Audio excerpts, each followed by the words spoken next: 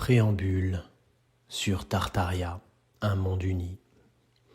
Selma Lagerlöf, un écrivain suédois qui était très certainement un membre de l'État profond, comme l'en atteste son prix Nobel de littérature en 1909, nous disait que la culture, c'est ce qu'il reste une fois que l'on a tout oublié.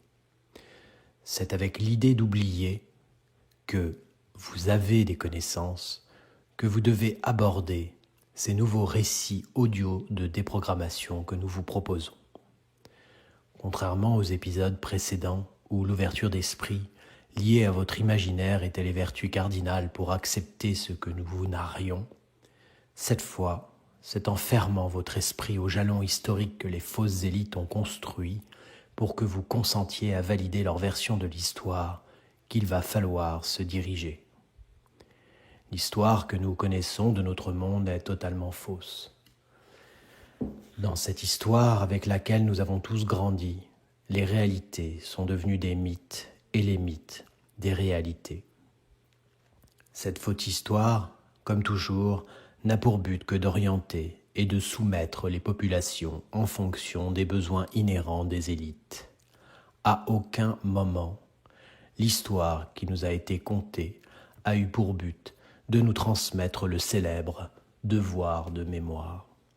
Encore un narratif permettant aux bergers élitistes de garder le troupeau dans son enclos de fausseté. L'histoire que nous allons vous narrer cette fois est l'histoire cachée de la Grande Tartaria. Ceux qui ont écouté nos précédentes chroniques sur les mondes derrière les murs de glace ont déjà dû entendre tintinabuler le nom de Tartaria. La Grande Tartaria n'est autre que notre véritable histoire, disparue de nos manuels par les gardiens de notre monde carcéral. Difficile de donner une date de commencement, mais nous avons des cartes qui attestent d'un monde uni et sans le mur de glace datant du XVe ou XVIe siècle. Quant à la date de fin, elle se situerait autour de la Grande Guerre dont nous avons parlé précédemment, qui eut lieu autour du XVIIIe siècle. Nous savons aussi que le vrai Vladimir Poutine aurait été exécuté en 2010, suite à quoi les archives sur Tartaria ont été déclassifiées en 2013. Déclassification qui fut totalement passée sous silence par les médias et les États, et qui, comme à chaque fois qu'une menace apparaît, pouvant faire vaciller l'hégémonie des élites, fut transformée en une théorie de la conspiration, permettant aux historiens de l'État profond de clamer haut et fort « On ne remet pas en question l'histoire ». Comme à notre habitude, ce que nous allons vous relater n'est pas une spéculation que nous soumettons à votre libre arbitre, mais nos certitudes sur ce qui est notre véritable histoire. En nos prénoms d'êtres vivants, humains vivants, Cyril, Pascal, Morgane et Capucine, et non en tant que fiduciaires du nom en lettres majuscules, par lequel les sociétés privées nommées États et leurs institutions agissent contre notre humanité. Utilisons Looking Glass, le pont Einstein-Rosen ou encore le convecteur temporel du dock de Retour vers le futur, et remontons le temps jusqu'à cette époque glorieuse de notre passé qui nous a été volée. Bienvenue dans le monde uni de Tartaria. Jésuites et francs-maçons, les fondateurs de la Nouvelle-Californie. Les jésuites et les francs-maçons ont fondé la Nouvelle-Californie.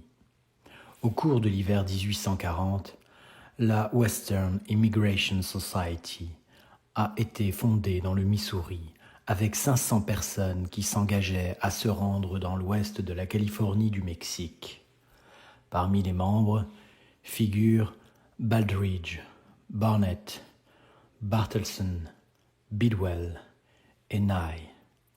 Organisé le 18 mai 1841, Talbot H. Green est élu président, John Bidwell secrétaire et John Barthelson capitaine.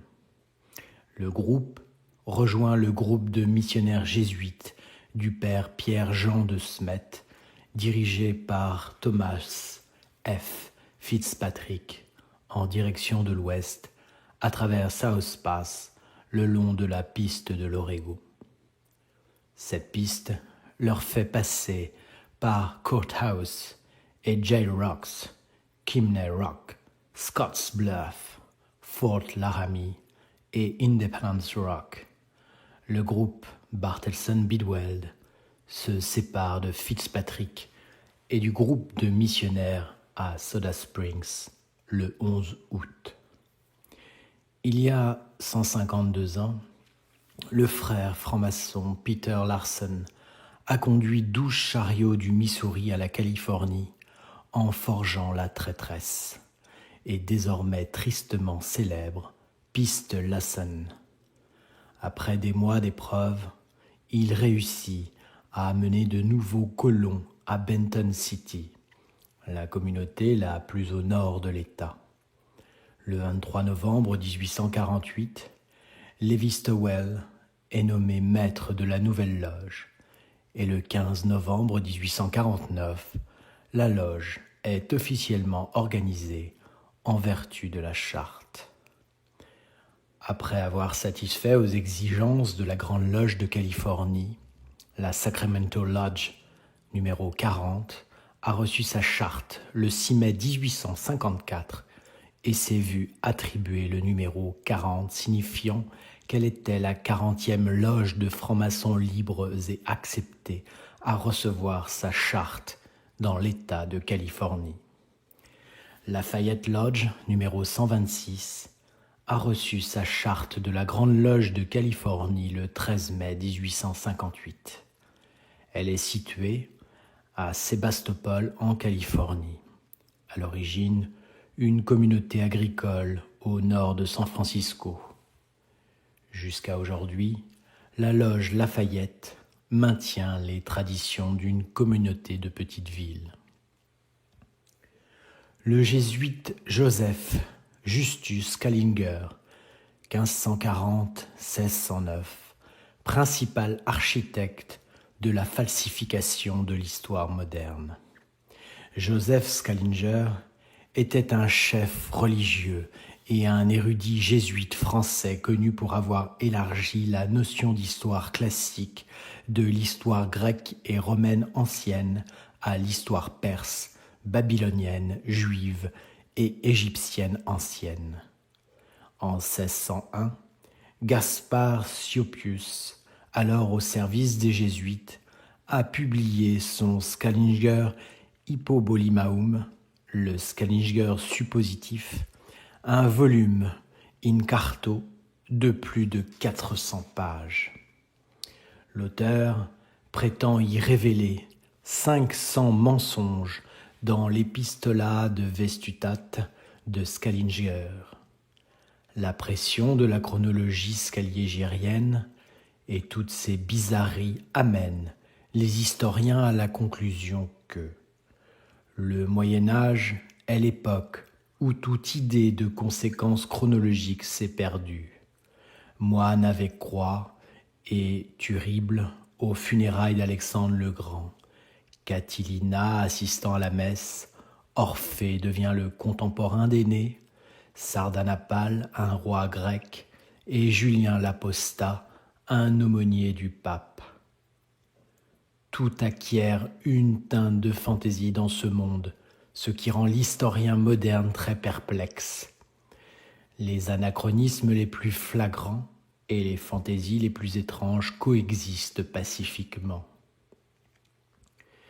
Vu de la parade des Templiers de San Francisco, le 20 août 1883, il a été construit en 1905 et 1906-1907. Les jésuites, les templiers et les francs-maçons sont bien établis à San Francisco en 1849. Le bâtiment, que vous voyez en photo, a abrité deux institutions, les Templiers et l'Église baptiste. Le bâtiment a été construit à l'origine pour la commanderie du Golden Gate, un ordre maçonnique du début du siècle, numéro 16 des Templiers.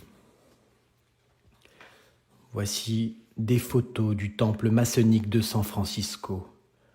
La première loge maçonnique située au 1 Montgomery Street, a été construite en 1850 et bien sûr a brûlé dans l'incendie de 1906.